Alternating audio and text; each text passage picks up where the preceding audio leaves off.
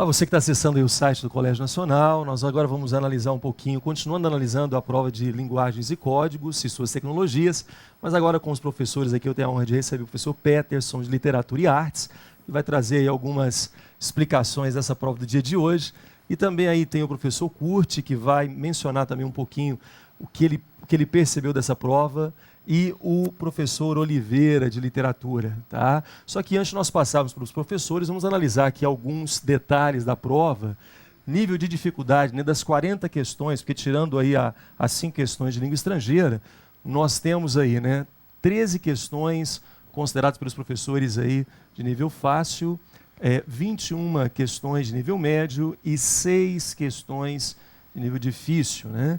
Se nós passarmos para abordagens, conteúdo, 6 questões exigiram um pouco mais de conteúdo, interpretação, 28 questões, e conteúdo e interpretação ao mesmo tempo, 6 questões. Interdisciplinaridade, nós temos os seguintes números, né? Apenas uma questão das 40 e 39 questões não exigiram interdisciplinaridade. E começando aí com o curso, analisando um pouquinho a prova, quando eu entrei para fazer essa prova hoje, eu percebi que a prova exigiu realmente muitas questões de interpretação.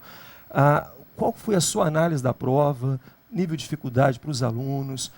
Como que você avaliaria essa prova, Curti? Bom, na verdade, primeiro nós gostamos muito da prova. A prova, embora tenha um caráter assim, cobrasse muita interpretação de texto, mas boa parte das questões eram questões que exigiam uma leitura crítica, uma leitura adequada do texto. Então não era aquela questão de graça. Como aconteceu o ano passado também. O ano passado, o nível de exigência era um nível razoável, né? De médio para difícil. Porque as pessoas pensam que quando é uma questão que exige interpretação, ela não será tão difícil assim. Não foi o caso, né? As questões, muitas delas exigiam que o aluno tivesse um entendimento muito grande da questão, né? Não é verdade. Assim, tinha que saber ler, tinha que observar os elementos, né, a argumentação do texto, os elementos que criam, né, a opinião do autor, que defende a opinião do autor, e isso foi importante, assim, mas também queria fazer uma ressalva em relação à prova do ano passado. Teve ali um número de questão que exigiu, por exemplo, conectores, no caso, as relações semânticas, isso foi interessante, figuras de linguagem, algumas questões, funções da linguagem, isso aconteceu ano passado, mas agora veio mais definida, essas funções vieram mais definidas. Então, assim, de modo geral, eu gostei da prova. Gostei muito. É uma prova seletiva, né? Cobrava do aluno, como eu falei, esse conhecimento, cobrava do aluno a leitura e uma maturidade de leitura. Isso que é o ponto alto da prova. Tinha algumas questões fáceis, mas isso era esperado também. Mas a prova, de modo geral, cobrava uma maturidade de leitura dos alunos, dos candidatos. Eu gostei muito. Que bom. No caso, convidando o professor Peterson para falar um pouquinho das questões que envolvem artes. Eu confesso, Peterson, que eu senti um certo grau de dificuldade quando eu peguei as questões. O aluno também, você acha que ele teve isso? Qual que é a sua análise da prova ligada às questões de artes? Olha, eu também acredito que a prova de arte foi uma prova seletiva. Eu acredito que, né, a gente teve aí pelo menos 2 questões claramente voltadas para aquele aluno que conhecia características de estilos, né, principalmente de pintura. Caiu questão sobre o impressionismo de Monet, caiu questão sobre o surrealismo de Dalí, e uma questão interessante falando de Anita Malfatti, dos modernistas. Houve questões mais simples, mas todas elas cobrando de alguma forma o mínimo de contato com o visual. Eu acredito que a prova cresceu da última prova para cá em qualidade, não é? É uma prova que também, não é, quer dizer, uma prova, são questões que vão selecionar o aluno. Eu acho que é por aí. Eu não poderia deixar de perguntar, porque você analisou também algumas questões de linguagem corporal, né? Quando eu estava fazendo a prova, eu percebi lá e acabei anotando qual que é a necessidade de algumas daquelas questões. Parece que foram 2 questões, uma que exigia flexibilidade e a outra que colocava quadro de pessoas jogando vôlei. Essa maneira de cobrar aquela questão, ela seleciona realmente? Qual que é a necessidade de ter uma questão como aquela num processo como o Enem? As escolas de ensino médio público, elas não primam pela qualidade dessa disciplina em geral, porque há aquela precariedade de material esportivo, às vezes só privilegia o futebol, quando muito um vôlei, mas aí tem a rede.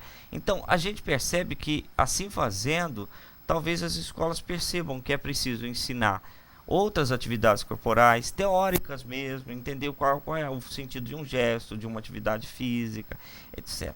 Deve ser esse o motivo, inclusive de a educação física tem a sua teoria e eu acho que eles querem cobrar isso. Mas assim, o nível da questão é muito fácil, realmente, Então, muito óbvio. Assim, no geral, você ficou satisfeito com a prova de artes? Naquelas questões que tinham mais a ver com a arte, eu acho que essas, né, foram bem sucedidas, seletivas, bem escritas, não é, com texto e imagem. Então, fiquei muito satisfeito. Muito obrigado. Vamos agora trazer aqui o professor Oliveira, né? E a prova de literatura, Oliveira. O Enem conseguiu, aí, visto que eles não colocam livros, né? Não estipulam os livros para que os alunos possam fazer uma leitura, mas alguns livros foram abordados, movimentos literários. Qual que é a análise que você faz da prova de literatura do Enem?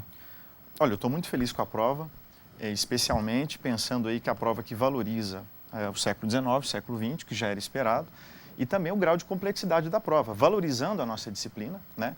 E especificamente, inclusive, exigindo que o aluno conhecesse profundamente os movimentos literários e algumas obras. Machado de Assis, um dos cânones da literatura brasileira, Monteiro Lobato, Jorge Amado. Então, percorremos aí, né, de fora a fora, o século XIX até o século XX. E uma questão lá, inclusive, do Álvares de Azevedo, poeta da segunda fase do movimento romântico, que exigia do aluno um conhecimento muito além do que especificamente sobre o movimento em si literário, a questão estética literária. Conhecimento de mundo, uma visão ampla, né, mais aprofundada, verticalizada sobre literatura. Estou muito contente, muito satisfeito e respaldado com a literatura como uma das artes também. Oliveira, se nós tivéssemos que fazer uma comparação, visto que em algumas universidades a prova de literatura ela é completamente diferente, tem uma lista de livros, né? Assim, qual estilo que você acha que mais é mais interessante para o aluno, que cobra mais? O estilo do Enem ou o estilo da UFA ou de outra universidade? Olha, quando você, em cada universidade cobra livros específicos, isso tem uma vantagem, porque pressupõe que o aluno, no ensino fundamental e médio, ele já tenha percorrido a literatura, né, em todas as suas dimensões, tenha lido vários livros literários, o que é interessante. Agora, quando a prova do Enem valoriza somente os movimentos literários, a minha crítica nesse sentido é que o aluno acaba pensa que ele não tem que ler as obras. Então, acredito que futuramente, como amadurecimento, o Enem ele venha também selecionar os livros, a leitura das obras, como as universidades têm feito. Eu acredito que eles devem avançar futuramente nesse sentido, nessa direção. Então, perfeito, obrigado, Oliveira, também. Agora nós vamos fazer aqui um comentário rápido aqui sobre a questão da redação. Você deve estar pensando aí, né? E a prova de redação, que é a única prova que você realmente tem que redigir, nós colocamos aqui uma definição. O nível de dificuldade dela foi um nível médio, tá? Mas por que nível médio? Vamos dar uma olhada aqui, no caso, no tema que veio, né? O tema foi o trabalho na construção da dignidade. O aluno que pegou esse tema lá, essa proposição, por si só ele não conseguiria saber o limite, até que ponto ele deveria discutir. Seria necessário que ele fizesse uma leitura atenta da coletânea.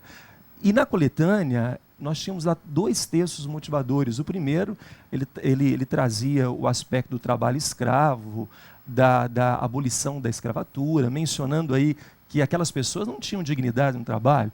O segundo já acrescentava também que essa falta de dignidade ela não ocorre simplesmente porque as pessoas estão ainda, no caso, trabalhando como escravos, como no passado, mas na verdade, na sociedade que nós temos hoje, nós temos profissionais que trabalham em demasia, que não têm prazer no trabalho, que são exploradas no trabalho. Até que ponto também essas pessoas elas têm dignidade? Nós poderíamos aí fazer uma ponte e mencionar que essas pessoas também são escravas aí no trabalho?